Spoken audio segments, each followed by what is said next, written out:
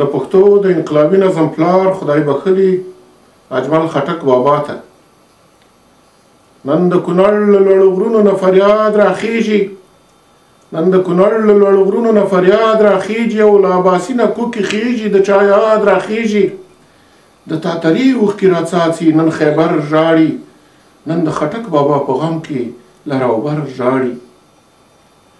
نن اکوړه کې خلک ټول دي نن شملې ژاړي او زلمیان ژړېږي پیغلې ژاړي لوپټې ژاړي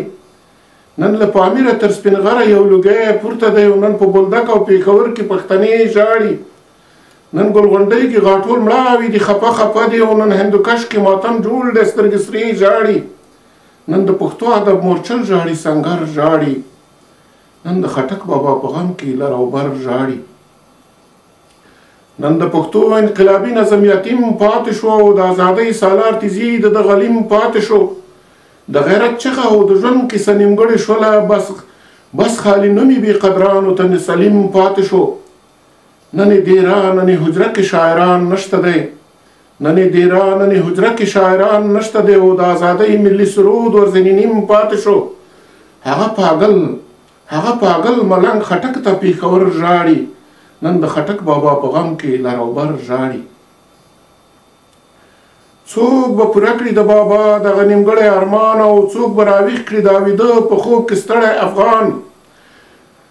څوک به پوره کړي د بابا دغه نیمګړی ارمان او څوک به راویښ کړي د ویده په خوب کې ستړی افغان او څوک به باتور کچکول په غاړه د وخت چغه جوړ شي او څوک به ګلونه تکلونه ګل پهر کړي بیان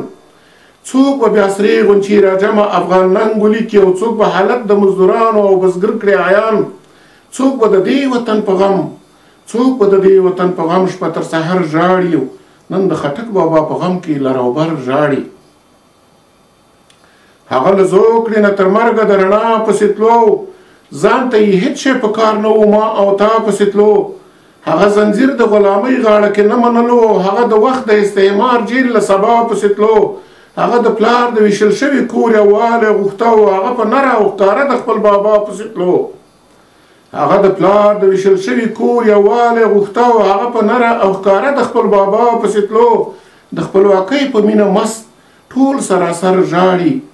نن د خټک بابا په غم کې لر او بر ژاړي هغه د سولې روغې جوړې او جرګو مشالو او هغه اجمل د خوشحالو او مرکو اجملو هغه د سوات وزیرستان د جګړو ضد ولاړو په ملکنډ او لوی خیبر کې برخلاف ته چلو هغه د لوی افغان په کور کې جګړه نه غوښتله او هغه تر ژونده خیر غوښتونکی تل د سولې ملو ځکه یې نن و جنازې ته فن هنر ژاړي او خټک بابا په غم کې لر او بر ژاړي